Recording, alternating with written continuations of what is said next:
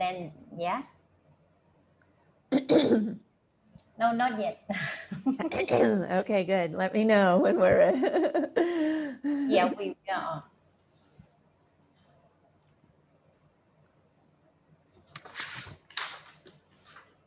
Okay, so we are live now. So we wait for 2 more minutes to start.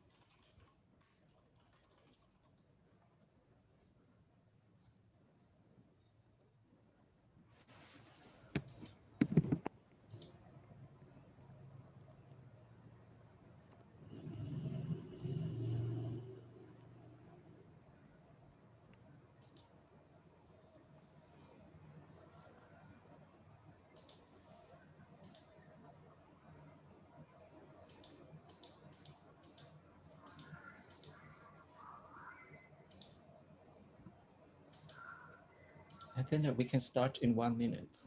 Yeah. So wait for the audience. Okay. Yeah.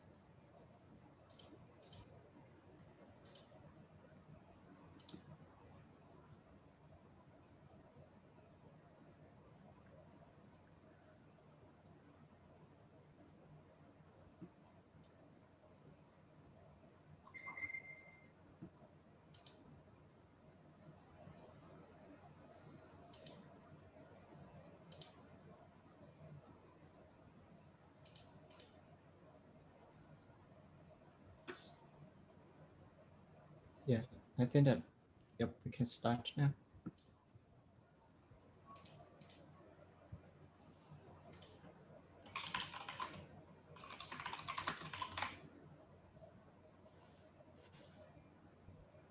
So hi everyone from Vietnam, and I hope that you have enjoyed the conference so far. So I welcome you on to our next plenary session of today. So hi everyone, so my name is Khan Bui. I'm the moderator of this session, and this is my colleagues. Hello, my name is Trâm Nguyễn. I'm also the moderator of these sessions. And our speaker today. Yeah, Dr. Julie Central. So it's our pleasure to welcome you on to the plenary session of VIC 2020.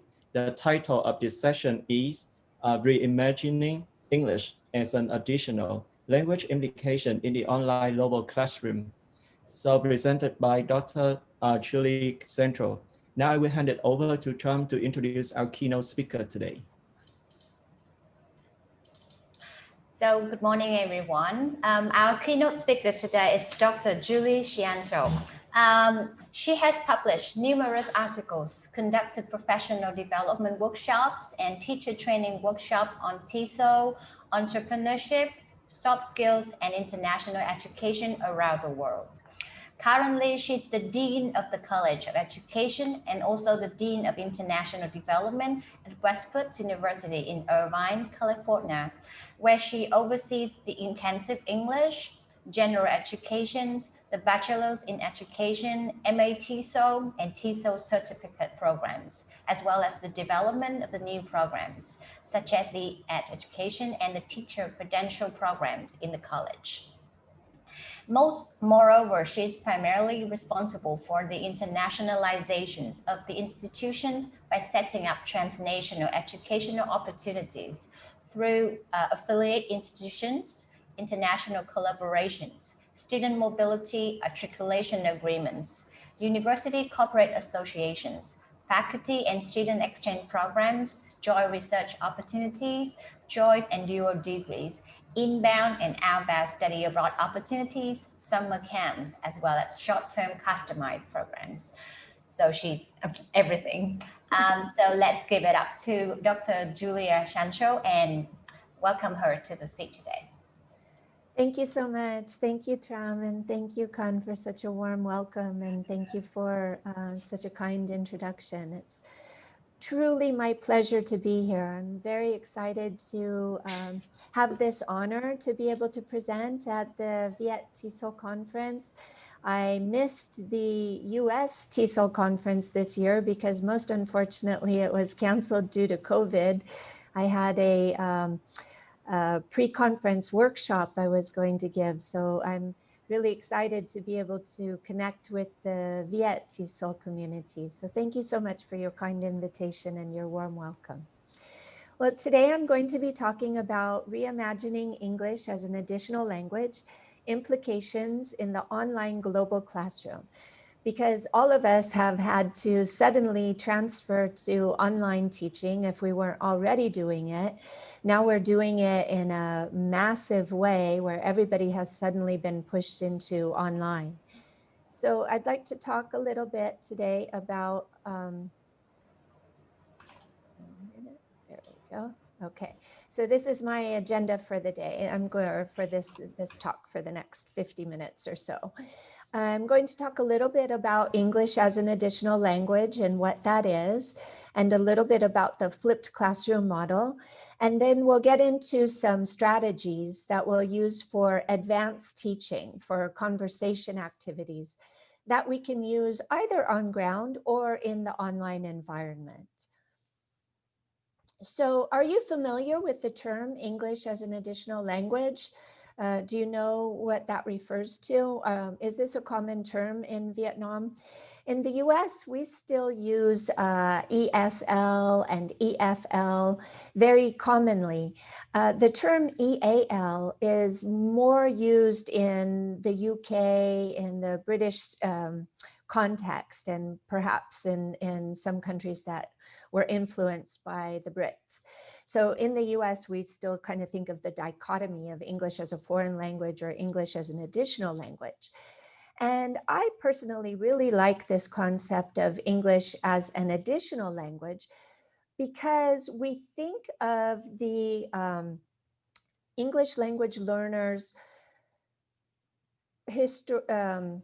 their home language and their home culture as tools that they use in the acquisition of English. So we don't make the assumption that it's their second language. Maybe they know 3 or 4 other languages. And so English is an additional language.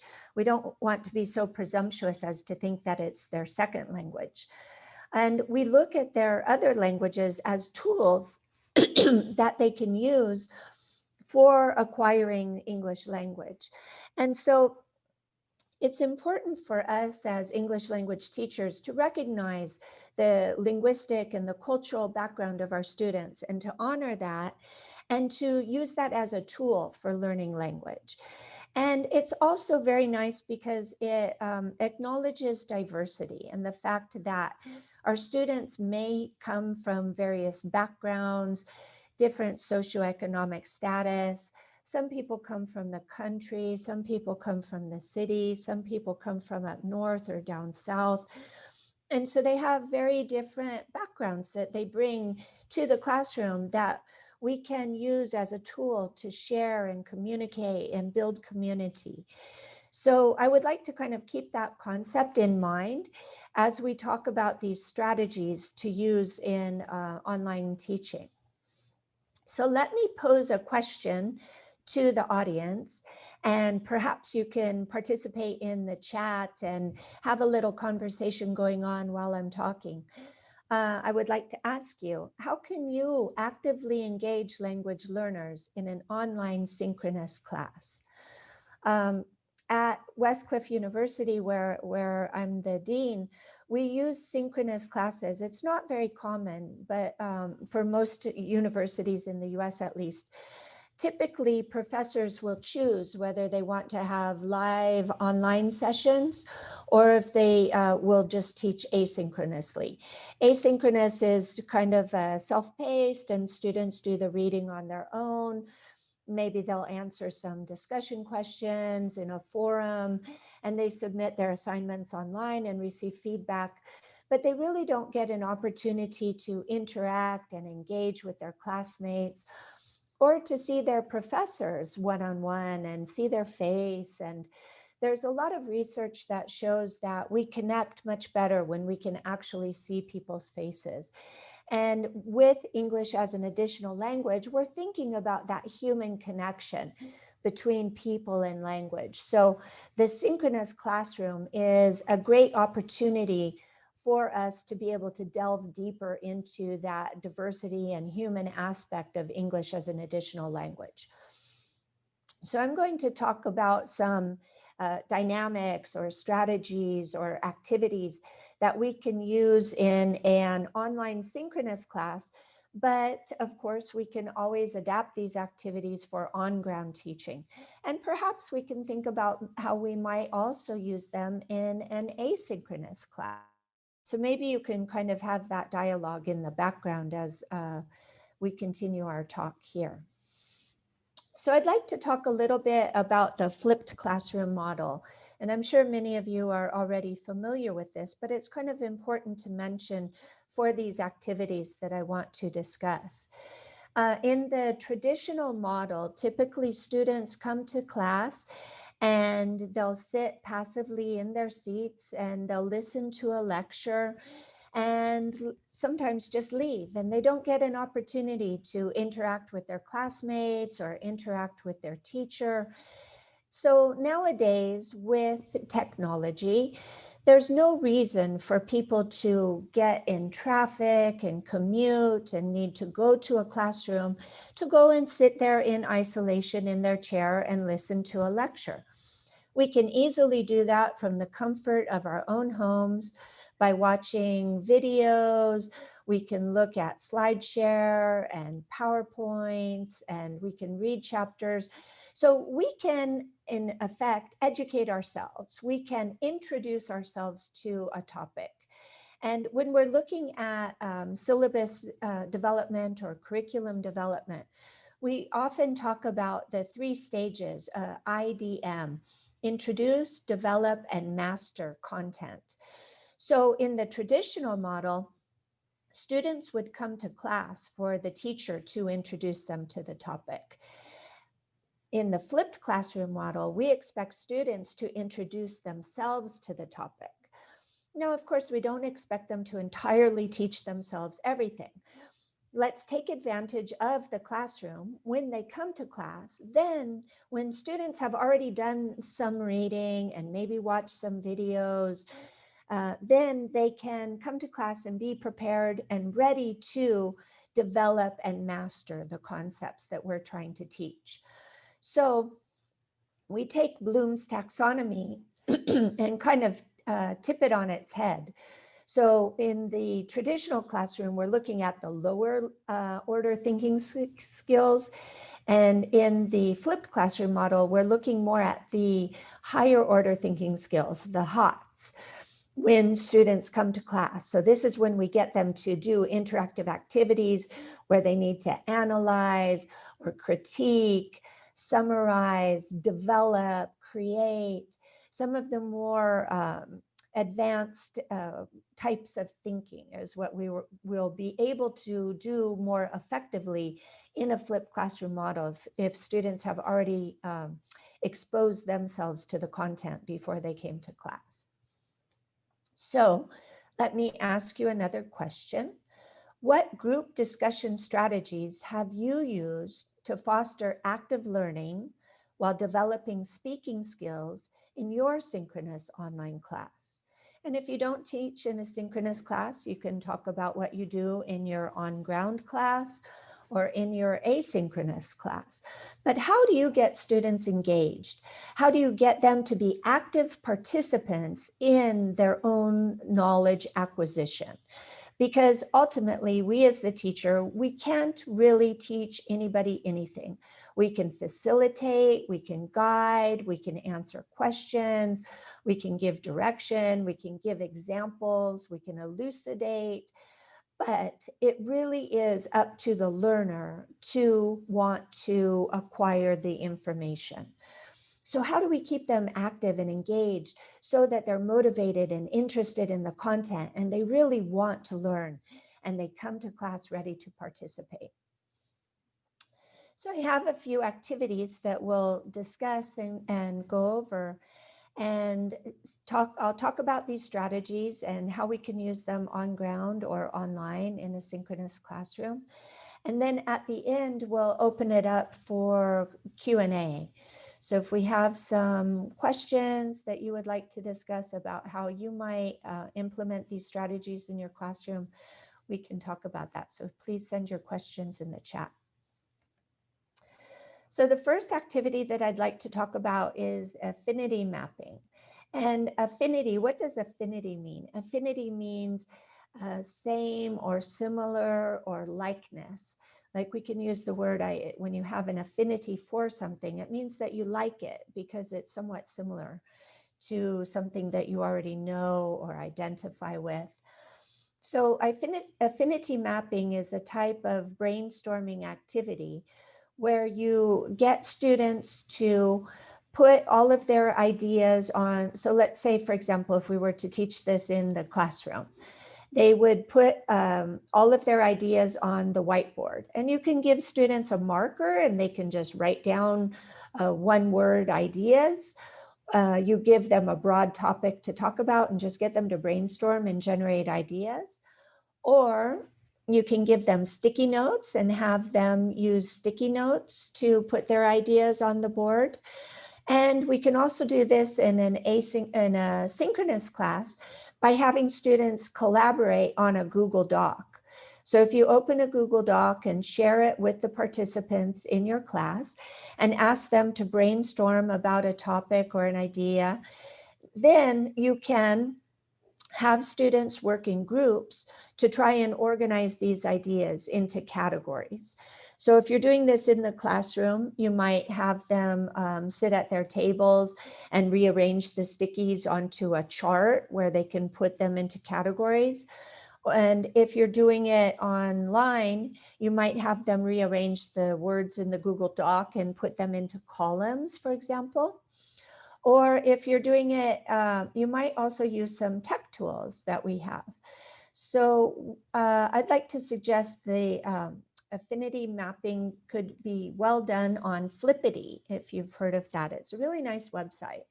It's a little bit of a challenging tech tool to use. So I suggest that you practice and play with it before you use it in the classroom. As I would suggest with any tech tool, you really want to be comfortable with it before you use it in the classroom.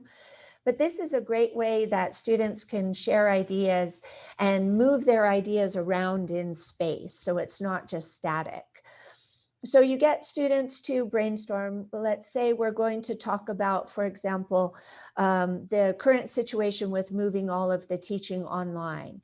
And what are some concerns or considerations that you have about teaching online? So let's say these are the ideas that student teachers or teachers might put in their brainstorming activity. So then you can put the students or the teachers into groups and have them organize the ideas. So let's say, for example, they organize them into these 4 different categories. We have professional development. So we have ideas like support, reflection, time. Now, of course, this is all subjective where you put the different ideas. So you can get some really good conversation out of participants in an activity like this because they need to negotiate. No, I think it goes here because it goes more with the ideas in this topic. Oh, I disagree. I think it goes better here. Well, let's create a new category. Let's create a category of technology. So there's a lot of negotiation that goes on. So you can see that this is for more advanced levels. With intermediate speakers, you might want to provide them with sentence frames so that they can use those starter words, like I was saying, like, oh, I disagree, maybe it should go here. So you can give them those sentence frames to work with as scaffolding. So that's a brainstorming activity. And then the next dynamic I would like to talk about is an activity that's called conversations. So people converse in different stations in the room. You might have heard of this as talking corners. That's another way of calling this, and it's pretty much the same activity. And there's a lot of different varieties of how you can do this activity. So first of all, you're going to have questions at 4, ideally you would have about 4 different stations in the classroom. Of course, that depends on how many students you have and how much time you have and what topics you would like to cover or what content you would like to cover. So you would develop, let's say, ideally 4 questions, 1 for each of the corners of the room. And you would have groups of about 4 to 6 students. And there would be a question on each table in each of the corners. And students would go to their corner and discuss that question. Then, let's say you have groups of 4. 3 of those students would go to the next table. And the person who stays behind would be responsible for summarizing what his group had discussed before the other 3 moved on. So he needs to synthesize, summarize, and verbalize what his group had discussed, he or she. And then the group will start to generate new ideas.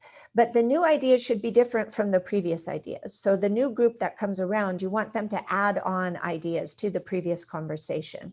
They already got the summary, so you want them to add on to it. This can also be done in written format. So the group will summarize in writing. It all depends on how much time you have. You might want them to write a paragraph. You might just want them to write bullet points of the main ideas that they discussed before they move on to the next group. But it can be done entirely verbally as well. It doesn't need to be written. but that's another option that you could use. So you keep working in groups like this until everybody has gone around and they have had an opportunity to converse about all of the questions that you have laid out. If the conversation kind of starts to die down, because it's hard to add on new ideas after about the third or fourth round, because people have thought a lot about that topic, then if you see that the conversation is dying down a little bit, you can have the new participants check ideas that they really like, or they can add an exclamation point to ones that they think are very important, a question mark by ones that they don't understand, or they can circle vocabulary that they don't understand, or key vocabulary that you have asked students to use. So there's a variety of techniques that you can use with this kind of annotation as well. So let's go back to our previous example that we talked about with the affinity mapping. And the students generated ideas in 4 different topics, right? They were looking at technology and professional development and classroom management. So let's develop those into questions that we can use at the conversations. So for example, the first one might be, how can I get professional development for online teaching skills? How can I improve? How can I learn about how to be a better teacher in the online environment? And particularly if we're teaching in a synchronous environment or an asynchronous, you may want to make that distinction. Another question might be, how do I encourage students to be more engaged in classroom lessons, particularly in online classroom? So all of these activities can be used on ground in the classroom or online. So you would change the question a little bit depending on your context or your scenario. How can I transfer my classroom management skills to the online environment? This is really tricky, and this is something that teachers tend to struggle with. We have a line of research that we work on, particularly with this, because what we've noticed is that faculty may be really good in the classroom because they have a lot of classroom management skills that they can use. They can use proximity. They can go up and stand next to a student who's not paying attention, or they can go over to a group and talk to them privately one-on-one if they don't understand. How can we transfer those skills to the online environment? Not everybody who's a good teacher on ground is necessarily qualified to teach online. It can be a bit of a challenge. There's quite a learning curve. It's really quite different. We make the assumption that if you're a good teacher, you're a good teacher. But there's so many other considerations to take into in mind when people are teaching online. Do they have the tech tools? Do they have the background? Do they have the proper planning? Can they multitask? It can be really difficult. So sometimes there's a disconnect when people start to move to the online environment. And then another question might be, how can I use different tech tools for online teaching? So you would have students go around as I described. You would put these 4 questions at the 4 tables around the corners in the room, or you can put them on the walls if you don't want to move furniture around. And as I described, you can have the rotating groups. So it's really nice when you have the one person who stays back to summarize and the other 3 go on. And then the next group that when they go around, so you continually mix the groups. So that keeps the conversation interesting. So you don't have the same 4 people. Although you can do it that way as well, because then you have more team building and the same people get to discuss different topics together and go deeper and deeper as they go around the room. So there's always variety that you can use in these strategies. So lastly, I would like to talk about one other strategy, and this is called the instructional conversation. I use this technique a lot in my on-ground classes. I really like it, particularly for TESOL classes. It's one of my favorites. So it's got a very, very specific dynamic in the way that it's set up. And you really need to follow these rules for setting it up and conducting this activity. Otherwise, it won't be as successful. So the first thing is that you need a prompt. So the prompt is a small paragraph discussion. It's a little scenario that you set up. And there's usually some kind of a dilemma at the end. So some kind of a moral question, or somebody's on the fence about something and they can't decide. So it promotes people to give their opinion. Well, I think she should do this. Oh, I disagree. She shouldn't do that at all. So they get into that kind of conversation. We'll talk more about the prompt in a minute. I'll give you an example and show you how you can develop those. So then you have students sit in a circle. We can call it a fishbowl. So they're sitting inside the fishbowl. They're like in an aquarium where we're going to observe them from the outside. So you have approximately 7 students that sit inside the fishbowl that will be discussing this prompt. The other students on the outside have very specific roles that they need to follow. But the people on the inside, it's pretty open-ended. You just want them to participate. There's one person who's the moderator, and they're really not supposed to be too involved. I don't want them to call on people, because the idea in this activity is to get people to self-select to participate. So everybody has an obligation to participate, and they know that going into it. So they have to find a way to get their turn. And if you've ever been involved in a conversation with somebody who monopolizes the conversation and doesn't let you get a word in edgewise, you know how difficult that can be when you have to get a turn in, but they keep talking and dominating the conversation. So we want to teach our students to look at body language and be able to read it. When somebody leans forward, you can tell that they're ready to participate. They want to get in. So those people who tend to dominate the conversation, they're taught to read other people's body language and learn that it's their time to give up their turn and sit back and let the others participate.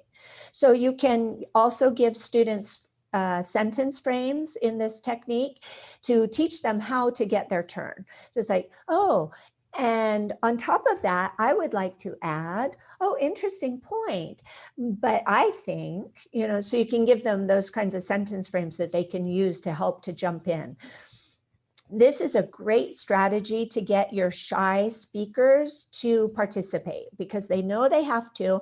It's a small group. There's only 7, and you have you don't set a time limit on it beforehand.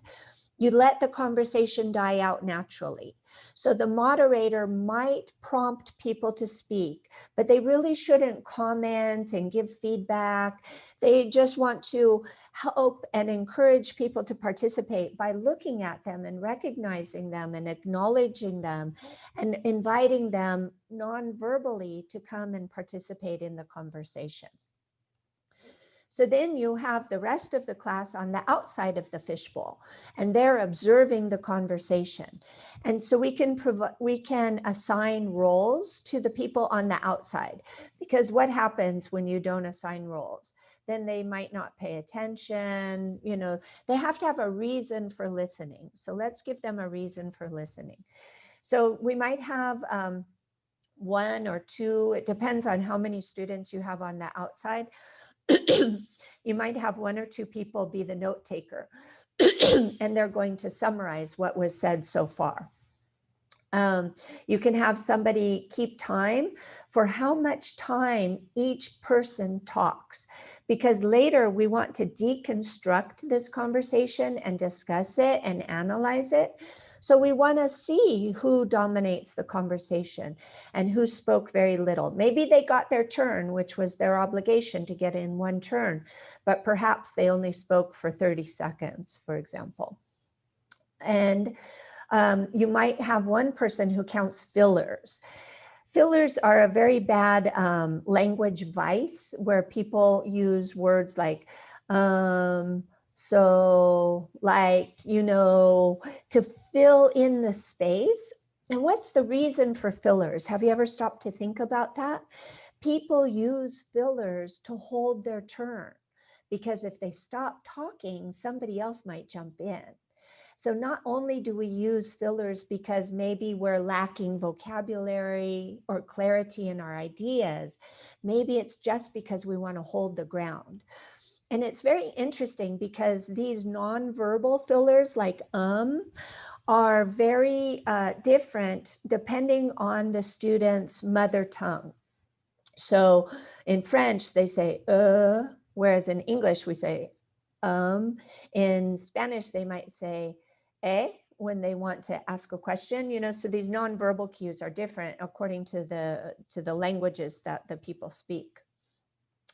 But it's a bad habit, and we want to try and help our students to not have that bad habit. So when somebody counts and they tell you, oh, you said 10 times when in this instructional conversation, that helps you to become aware to not use those fillers. And I think that as teachers, as people who give presentations, we really want to avoid that. It's a bad habit. And so there's nothing like watching a recording of yourself speak to help cure yourself of that habit once and for all, because you'll realize how distracting it can be to the listeners when you say that over and over. So let's talk a little bit more about the prompt. The prompt is really important to make the instructional conversation work nicely.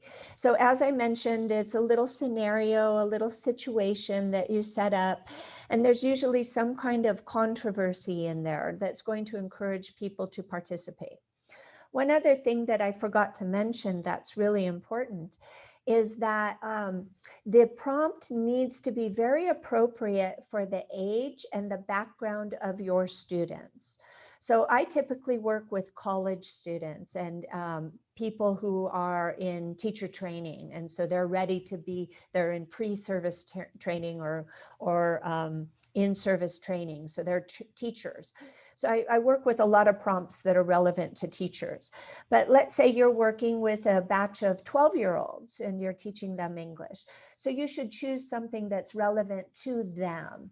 So you might want to talk about soccer or homework or, you know, some situation that's pertinent to their lives, or your first girlfriend. Or with college students, I'll talk about life in the dorms or living in a new country, or going to the university for the first time in a new country, different topics like that. So it's very, very important that the prompt be pertinent to the participants in the instructional conversation in order for the conversation to evolve naturally and to be an interesting conversation.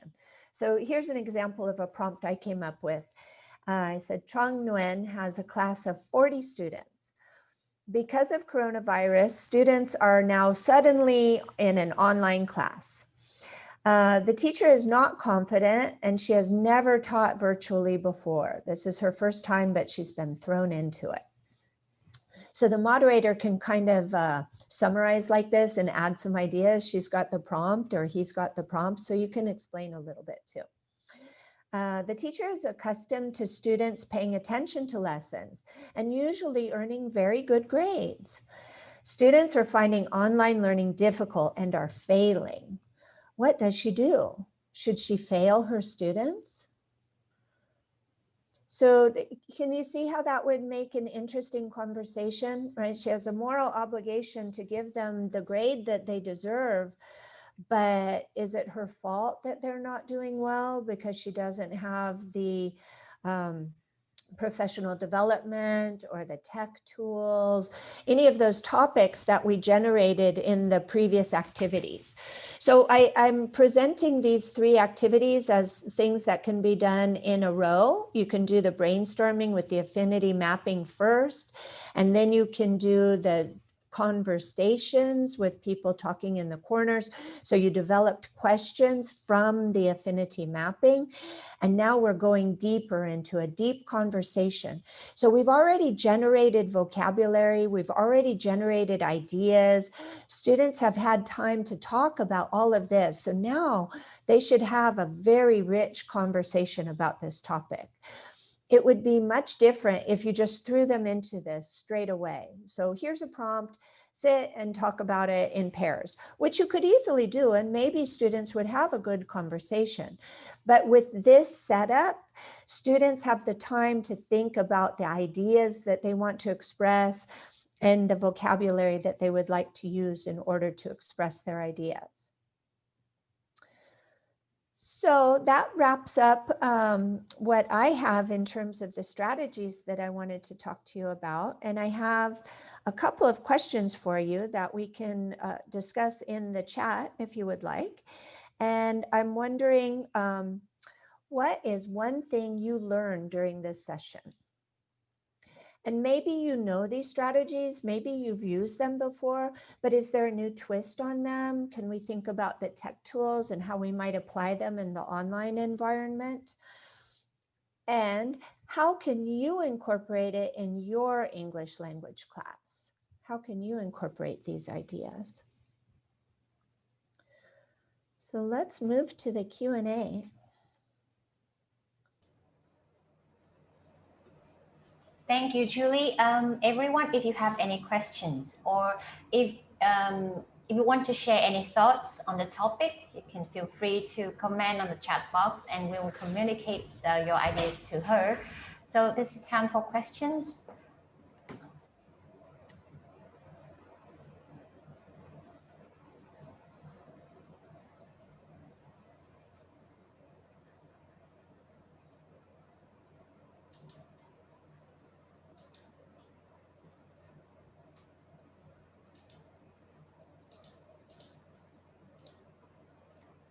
Khánh, have you received any questions from the audience? Did you have any dialogue going on about the questions that we posed at the beginning? What were the attendees saying? Yeah, that's good. I have some, actually I have some good questions from the audience that I want to share with you. Okay, great. Yeah, so I try to share my screen here. Yeah.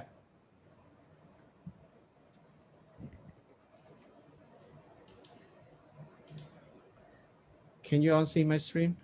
I can. Yeah, with the presentation mode, right? Yes. Yeah. Okay, that's great. So we have some questions now. So the first questions, I got a lot of questions from this one. Could you please share your slide with the with us? My pleasure. Absolutely. I'll send it to the presenters, and I'm not sure how, can I upload it to the site or shall I send it to you and you can share it? Yeah, so just send it to us and we can upload it on the website for people to download. My pleasure. Thank you so much. Sure. So thank you, Dr. Ciancio, for a very wonderful presentation. Yeah, that gave us a lot of useful tips for teaching online, a lot of useful activities. Yeah. Thank you. Now we come to the second questions. How to adapt a conversation for lower level students? That's a good question. With the lower level students, we might do what I mentioned where you have the groups go together so you don't have the one person who stays back to summarize, because summarizing is a higher order thinking skill that's more difficult. So we would probably keep the groups together. Rather than having them write a paragraph summary, you could just have them do it orally or have them just do bullet points and just put the main ideas. One thing that I forgot to mention was you can also have, when they're done with all of their bullet points, you can have the last group kind of circle the key words. And those are words that they can then use in the subsequent activity. So if you do the conversation in the fishbowl, so they already have the vocabulary. Of course, the topic that you choose is really important. So if you can choose easier topics that your students can manage, then that helps. And you might also want to use fewer stations. So maybe only 3 stations would be sufficient for more beginner or intermediate students. You can also use picture prompts. One of the roles that we can also give to people in the instructional conversation is that somebody can also draw pictures to represent the ideas that have been discussed in the instructional conversation. That's the fishbowl activity. So we could do the same kind of thing for the conversations, where you could have students draw a picture based on the question. So they might describe their picture. So you could use some nonverbals that would help too. That's great. Thank you for your answers. And I have a second question from the audience. Oh, sorry, the third one from the audience, which is very interesting. So, what will the future ELT curriculum look like? Wow, that's a big question. That's really interesting. Yeah, for sure. I think that we're going to be moving more and more to online. I think that, you know, coronavirus has been really bad for a lot of things, but it's actually been good for some things. I think that we've learned that we can slow down the pace of our life a little bit, that we can stay home with family, that we can cook instead of going out to restaurants all the time. And I think that the fact that online teaching had to suddenly become popular around the world overnight, it really did a big favor for online teaching. Because in a lot of countries, there was a lot of prejudice against online teaching in the past. They didn't think it was the same. They didn't think it could have the same effects. They thought that students had to be in the classroom to learn. And I think that we've learned in this very short time, in the last 4 months or so, that in fact, online teaching can be quite effective.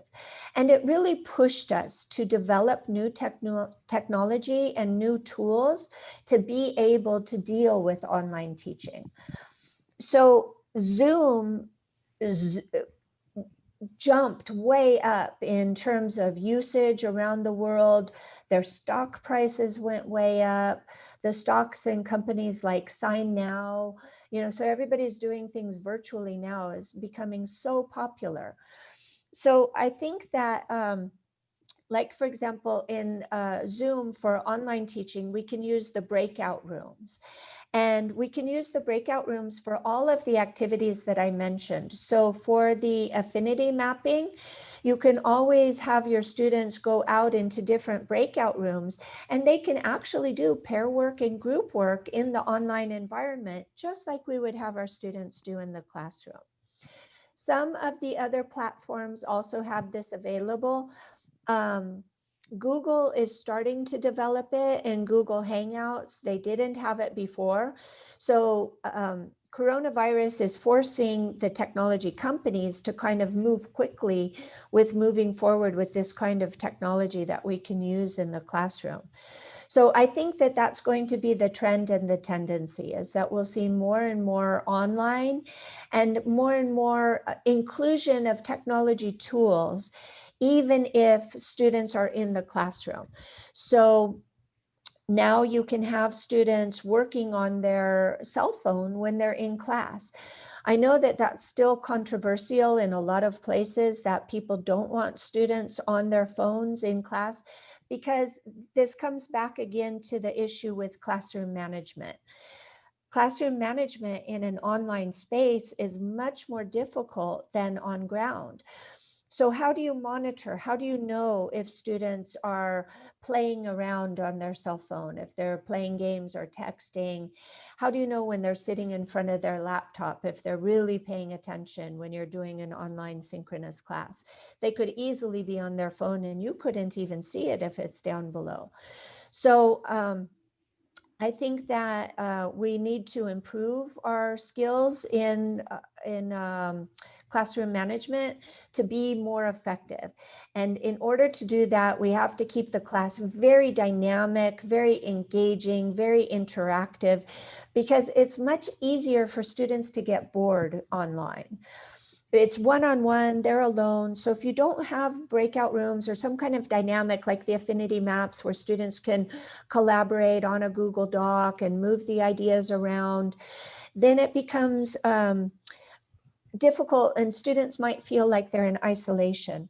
In the instructional conversation activity that I described last, we can do that in the online environment too. And we don't need breakout rooms. So if you don't use Zoom, if you use another platform, you can still do that instructional conversation in the online environment, where you assign the 7 people who are supposed to be in the middle, and you have them on panel view so you can see all of the students on your screen, and you assign who those 7 are inside the circle who need to speak. So they'll no longer be in a circle, they'll be in a grid view, but you can still assign the roles and still have the conversation. So that's what I think. I think we're going to be going more and more in the direction of technology and online teaching, and it's going to get better and better. Thank you so much for your answers. Now we have one more question from the audience. You have a lot of questions today. Great, that's that's good. really... I'm so happy. Well, So- the last question today, it's from Miss Tu Dak. Well, I have a question. It's difficult in class management when we teach online and with affinity mapping and conversation activities. Are we trying to provide more scaffolding to learners when we teach online? Absolutely, yes. I'm a huge fan of scaffolding. It's absolutely necessary in everything we do. So the activities that I described are generally more advanced activities, but we can always modify everything to be appropriate for beginners or intermediate students or young learners. We can always modify everything.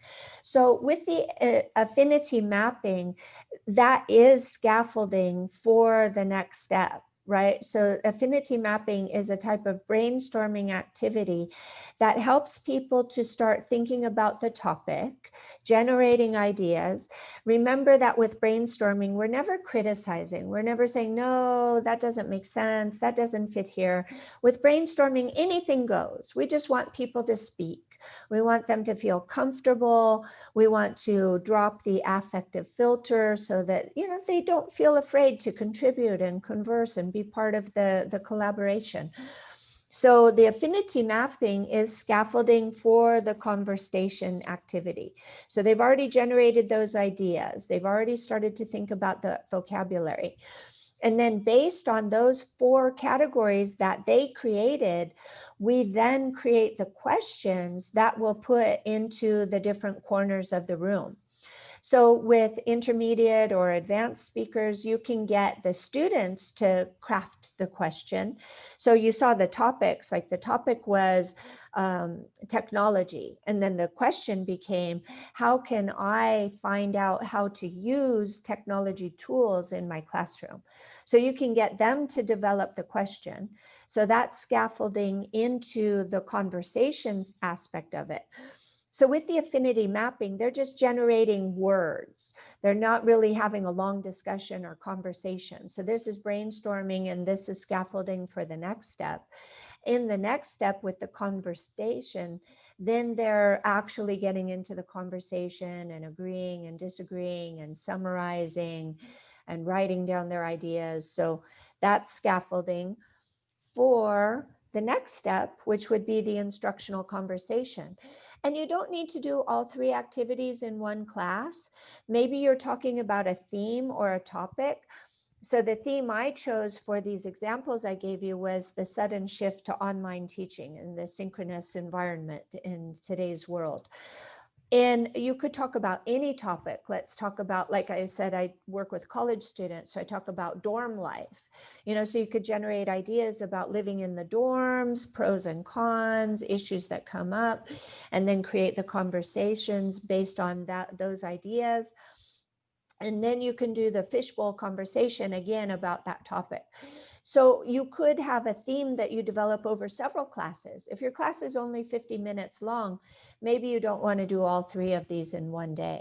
So you could do one and then the next class, remember that topic that we did? So you need to save it somehow. If you use Flippity, you can save it and bring it into the next class because you'll need to remind students what you talked about. But scaffolding is very, very, very important. It really helps students to be successful. And we want our students to be successful and to enjoy their learning and to feel comfortable and confident to share and participate. Yeah. Thank you, Dr. Central, very much for your wonderful presentation and helpful instructional activities for teachers. Yeah. And I hope that they can they can take away a lot of useful information after your talk. Yeah. Thank you. Thank you so much for inviting me. Yeah. It's a pleasure to be here. And I look forward to carrying on the conversation offline. So I'll be available in the chat. And if you have more questions, please send them to me there. Thank you very much. Yeah. And for everyone, so this is also the end of the first sessions of VietTESOL International Convention 2020. Yeah. So now it's time for you to have lunch. But remember that during your lunch time and also start from 12 to 12, start from 12, actually that the re-recorded session, that means that it's open. So now actually that you can view on the video from the re-recorded session during your lunch time and also from 1 to 1:45. Trump will show you the screen here. Yeah. Okay, so as you can see, if you see the session, it's pre-recorded sessions. You can go and watch it at any time you want, and it will be available within 1 month. However, I do recommend that you participate in Zoom sessions because this is not going to be recorded. So you just take a look. You can follow the schedule for the time. When you scroll down, you see that some sessions with the time, it's not pre-recorded sessions. It means that it's an interactive Zoom and you have to be on time for that sessions. So for example, from 1:50 to 2:50 here, there are some Zooms. So they are technical workshops or some kind of exhibitions that you need to participate and actively join in the Zoom. So make sure you don't miss those sessions, okay? And I think it's time for the break and have a good lunch. Thank you everyone for your attention and we hope to see you again in the afternoon. Bye-bye, everyone. Thank Bye-bye, you. everyone. Bye-bye.